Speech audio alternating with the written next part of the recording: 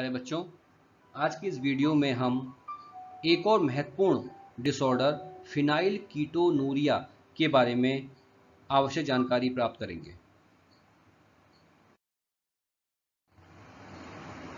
Phenyl ketonuria disorder को सबसे पहले रिपोर्ट करने वाले जो व्यक्ति थे वो थे ए फॉलिंग। इन्होंने 1934 में इस रोग के बारे में बताया। यह रोग एक ऑटोसोमल अप्रभावी मेंडेलियन विकार है। ऑटोसोमल अप्रभावी मेंडेलियन विकार, देखिए आपने अगर पहले वीडियोस को देखा हो तो आपको पता होना चाहिए कि ऑटोसोमल क्या होता है।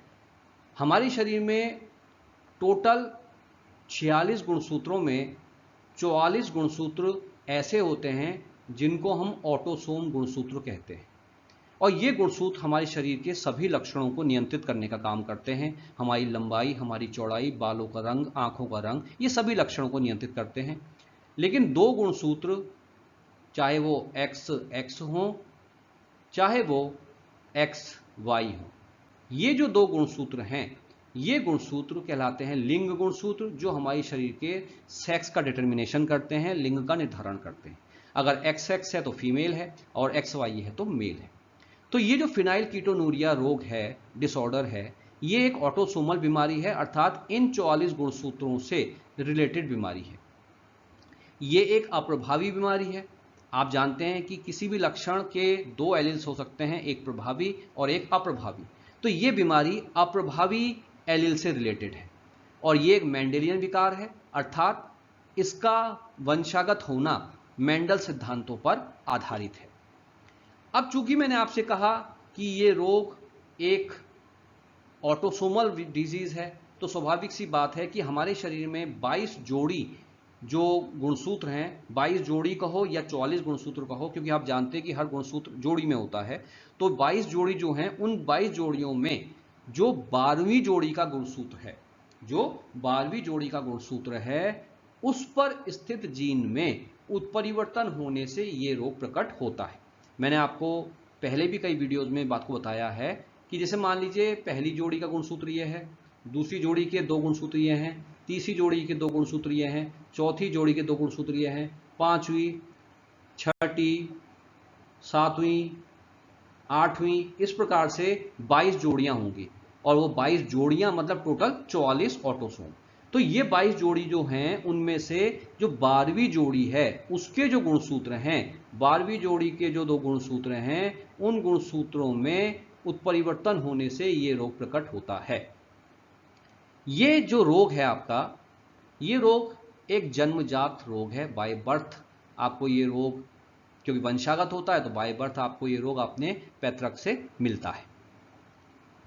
यह जो रोग है, जैसा मैंने आपसे कहा कि उत्परिवर्तन के कारण से होता है, तो उत्परिवर्तन जब इस समय किसी के शरीर में होता है तो शरीर में जो मौजूद एंजाइम है फिनाइल एलेनिन हाइड्रोक्सिलेज, ध्यान दीजिएगा, जब ये उत्परिवर्तन होता है कौन से में, 12वीं जोड़ी के जो गुणसूत्र हैं उसके जीन में, तो उसके कारण से क्या होता है, हमारे शरीर में फिनाइल एलेनिन हाइड्रोक्सिलेज नामक जो एंजाइम है उसकी कमी हो जाती है।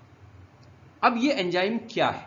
देखिए, एक सामान्य व्यक्ति में ये जो एंजाइम है फिनाइल एलेनिन हाइड्रोक्सिलेज, ये क्या करता है, ये फिनाइल एलेनिन को टायरोसिन में बदलने का काम करता है। एक सामान्य व्यक्ति में ये फिनाइल एलेनिन हाइड्रोक्सिलेज जो एंजाइम है ये क्या करता है, ये फिनाइल एलेनिन जो है इसको किसमें बदलता है, टायरोसिन में बदलने का काम करता है।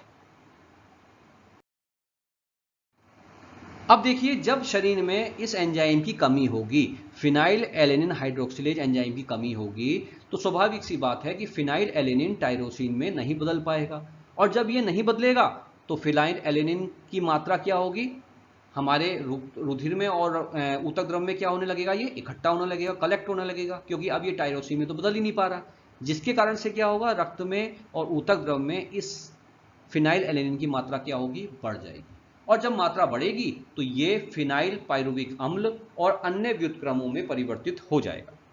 दोबारा से समझ लीजिए, आपके शरीर में जो गुणसूत्रों की 12वीं जोड़ी है उसमें एक जीन जो फिनाइल एलिनिन हाइड्रोक्सीनेज एंजाइम बनाता है, उस जीन में म्यूटेशन हो जाता है। इस म्यूटेशन के फलस्वरूप क्या हुआ, फिनाइल एलिनिन हाइड्रोक्सिलेज जो एंजाइम है वो बनना बंद हो गया।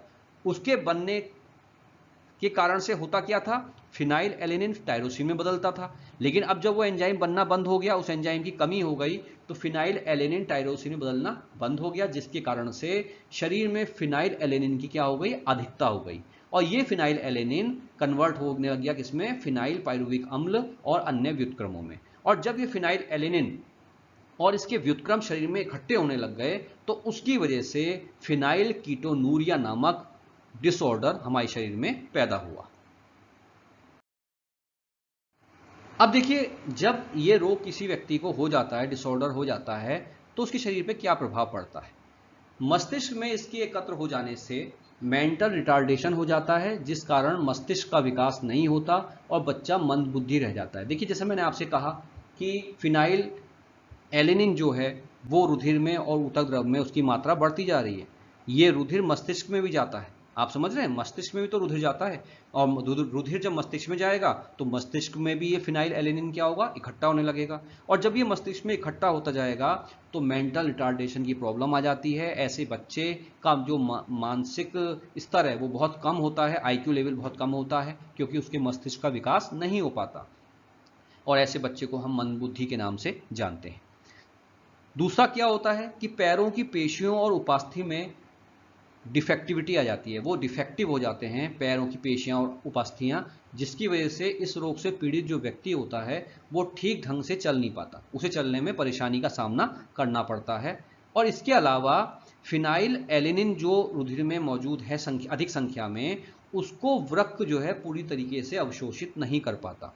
वृक्क जो किडनी है हमारी, इस फिनाइल एलिनिन को अवशोषित नहीं कर पाती, और इसकी काफ़ी अधिक मात्रा मूत्र के साथ भी बाहर निकलने लगती है, और इसीलिए इसको हम फिनाइल कीटोनूरिया के नाम से भी जानते हैं। इसको फिनाइल कीटोनूरिया जो नाम दिया गया है वो इसी कारण से दिया गया है, क्योंकि जब ये रोग होता है तो मूत्र के रूप में भी ये फिनाइल एलिनिन शरीर से बाहर निकलने लगता है। तो इस वीडियो के माध्यम से मैंने आपको फिनाइल कीटोनूरिया जो एक ऑटोसोमल रोग है उसके बारे में जानकारी दी। अगर आपको ये वीडियो पसंद आया तो इस चैनल को लाइक कीजिए, इस चैनल को सब्सक्राइब कीजिए और कमेंट्स कीजिए। धन्यवाद।